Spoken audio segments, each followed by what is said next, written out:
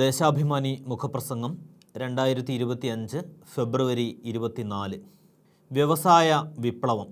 കേരളമെന്ന് കേട്ടാലോ തിളയ്ക്കണം ചോര നമുക്ക് ഞരമ്പുകളിൽ എന്ന കവിമൊഴി നവ ആഹ്ലാദത്തോടെയും ആവേശത്തോടെയും പാടാവുന്ന കാലം. ചോര തിളയ്ക്കുന്നതിനൊപ്പം ഓരോ മലയാളിയുടെയും അഭിമാനം വാനോളം ഉയരുന്ന നാളുകൾ. അതെ, ഇന്ത്യയുടെ തെക്കേ അറ്റത്ത് കിടക്കുന്ന കൊച്ചു കേരളം വിശ്വചക്രവാളത്തിൽ ഇതാ തെളിഞ്ഞു നിൽക്കുന്നു. നാടിൻ്റെ ഭാവിയിൽ വികസന വഴികളിൽ വ്യക്തമായ വീക്ഷണവും പരിപാടിയുമുള്ള സർക്കാരാണ് സംസ്ഥാനം ഭരിക്കുന്നതെന്ന് മലയാളികളാകെ തൊട്ടറിയുന്നു. കൊച്ചിയിൽ 2 നാളായി നടന്ന ആഗോള വ്യവസായ നിക്ഷേപക ഉച്ചകോടി കേരളത്തിൻ്റെ മുന്നേറ്റത്തിൽ നാഴികക്കല്ലായി മാറിയത്, വ്യവസായ വികസന ചരിത്രത്തിൽ മാതൃകയായത് LDF സർക്കാരിൻ്റെ പുതിയ കാൽവെപ്പുകളുടെ അർത്ഥപൂർണമായ സാഫല്യമാണ്. കൂടുതൽ നിക്ഷേപ സൗഹൃദമാക്കാനുള്ള കേരളത്തിൻ്റെ ഒറ്റക്കെട്ടായ യാത്രയുടെ തുടക്കവുമായി ഈ ഉച്ചകോടി. സർക്കാർ മാത്രമല്ല, പ്രതിപക്ഷവും നിക്ഷേപകരും ഉദ്യോഗസ്ഥരുമടക്കം എല്ലാവരും പുരോഗതിക്കായി ഒരുമിച്ച് നിലകൊണ്ടു. വികസന സ്വപ്നങ്ങൾക്ക് പുതിയ ചിറകുകൾ നൽകിക്കൊണ്ട് ഒട്ടാകെ 1.53 ലക്ഷം കോടി രൂപയുടെ നിക്ഷേപത്തിനുള്ള താൽപ്പര്യപത്രം ഉച്ചകോടിയിൽ ഒപ്പുവച്ചു. 374 കമ്പനികളാണ് സന്നദ്ധത അറിയിച്ചത്. അദാനി ഗ്രൂപ്പ് 30,000 കോടി, ഹൈലൈറ്റ് ഗ്രൂപ്പ് 10,000 കോടി, ലുലു ഗ്രൂപ്പ് 5,000 കോടി, ഷറഫ് ഗ്രൂപ്പ് 5,000 കോടി, NRG കോർപ്പറേഷൻസ് 3,600 കോടി, ചെറി ഹോൾഡിംഗ്സ് 4,000 കോടി, മലബാർ ഗ്രൂപ്പ് 3,000 കോടി, രവി പിള്ള ഗ്രൂപ്പ് 2,000 കോടി തുടങ്ങിയ സ്ഥാപനങ്ങൾ നിക്ഷേപം പ്രഖ്യാപിച്ചവയിൽ ഉൾപ്പെടും. 24 IT കമ്പനികൾ പ്രവർത്തനം വിപുലീകരിക്കും.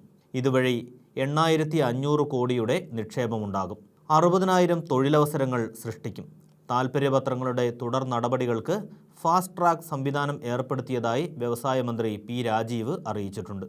നിക്ഷേപങ്ങൾ യാഥാർത്ഥ്യമാക്കാൻ കാര്യക്ഷമമായ സംവിധാനങ്ങൾ പ്രവർത്തിക്കും. ദിനസരി കാര്യങ്ങൾക്കപ്പുറം നയപരിപാടികളുടെ ദീർഘകാല അടിസ്ഥാനത്തിലുള്ള ചുവടുകളാണ് ഓരോ മേഖലയിലും പിണറായി സർക്കാർ മുന്നോട്ട് വച്ചത്. നാടിൻ്റെയും ജനതയുടെയും നിലനിൽപ്പും ഭാവിയും മുൻനിർത്തിയുള്ള നിലപാടുകൾ. ഇതാകട്ടെ 1957 അധികാരത്തിൽ വന്ന EMS സർക്കാർ മുതൽ ഇടതുപക്ഷ സർക്കാരുകൾ സ്വീകരിച്ച സമീപനത്തിൻ്റെ തുടർച്ചയുമാണ്. വ്യവസായ മേഖലയിൽ വലിയ തോതിൽ നിക്ഷേപം കൊണ്ടുവരണമെങ്കിൽ പശ്ചാത്തല സൗകര്യങ്ങൾ വികസിക്കണം. നിക്ഷേപ സൗഹൃദ അന്തരീക്ഷം വളർത്തിയെടുക്കണം. ദേശീയപാത വികസനം, റോഡ്, പാലങ്ങൾ, തുറമുഖം എന്നിവയ്ക്കെല്ലാം മുൻഗണന നൽകിയത് ഈ കാഴ്ചപ്പാടിൽ നിന്നാണ്. പശ്ചാത്തല സൗകര്യ വികസനത്തിന് ആവശ്യമായ പണം കണ്ടെത്താൻ മാമൂൽ വഴികൾ വിട്ടുള്ള അന്വേഷണം അതിൻ്റെ ഭാഗമായിരുന്നു. കിഫ്ബി തന്നെ ഉദാഹരണം. വ്യവസായ വകുപ്പാകട്ടെ വ്യവസായ മേഖലയുടെ പ്രശ്നങ്ങൾ എന്തൊക്കെയാണെന്ന് പഠിക്കുകയും അവ വിശകലനം ചെയ്ത് പരിഹരിക്കാൻ കൃത്യമായ മാർഗരേഖ തയ്യാറാക്കുകയും ചെയ്തു. കേരളത്തിലെ മനുഷ്യർക്കും വിഭവ സഞ്ചയത്തിനും പറ്റിയ മേഖലകൾ കണ്ടെത്തി. ഓരോ വ്യവസായത്തിനും ആവശ്യമായ അസംസ്കൃത വിഭവങ്ങൾ, മൂലധനം, വൈദ്യുതി, ഉൽപ്പന്നങ്ങളുടെ വിപണന സാധ്യതകൾ, പ്രത്യക്ഷവും പരോക്ഷവുമായി സൃഷ്ടിക്കാൻ കഴിയുന്ന തൊഴിൽ എന്നിവയെല്ലാം സമഗ്രമായി വിലയിരുത്തി. സാമ്പത്തിക വളർച്ചയെ സഹായിക്കുന്നതും ജനങ്ങളുടെ ക്ഷേമം ഉറപ്പുവരുത്തുന്നതുമായ വ്യവസായങ്ങൾക്ക് മുൻഗണന നൽകി. ചുരുക്കി പറഞ്ഞാൽ, നാടിന് അനുയോജ്യമായ വ്യവസായങ്ങൾ ഏതൊക്കെയെന്ന് തീർച്ചപ്പെടുത്തി. ഇതോടെ അറിവും അനുഭവവും പ്രതിഭയും സർഗശേഷിയും സമന്വയിപ്പിച്ച് വ്യവസായ വളർച്ച സാധ്യമാക്കുകയെന്ന ലക്ഷ്യത്തോടെ പരിപാടികൾ ആവിഷ്കരിച്ചു. എല്ലാ വകുപ്പുകളുടെയും സഹകരണത്തോടെ വ്യവസായ വകുപ്പ് നടത്തിയ നൂതനമായ ഇടപെടലുകൾ അഭൂതപൂർവമായ മാറ്റങ്ങൾക്ക് വഴിയൊരുക്കി.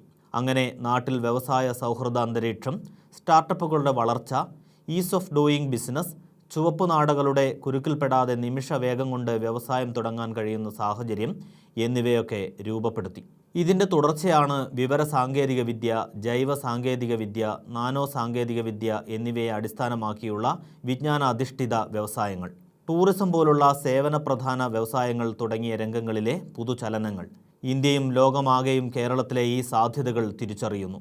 ദാവോസിൽ ലോക സാമ്പത്തിക ഫോറം ഉച്ചകോടിയിലടക്കം കേരളത്തെ എല്ലാവരും ശ്രദ്ധിച്ചു. ഇത്തരമൊരു പശ്ചാത്തലത്തിലാണ് കൊച്ചിയിൽ ആഗോള നിക്ഷേപക സംഗമത്തിൽ കോടിക്കണക്കിന് രൂപയുടെ നിക്ഷേപ പ്രഖ്യാപനങ്ങളുണ്ടായത്. ഈ വിജയഗാഥയിലൂടെ കേരളം വികസനത്തിൻ്റെ പുതിയ മാതൃക സൃഷ്ടിക്കുകയാണ്. നമ്മുടെ വ്യവസായ രംഗത്ത് വിപ്ലവകരമായ മാറ്റങ്ങൾ സംഭവിക്കുകയാണ്.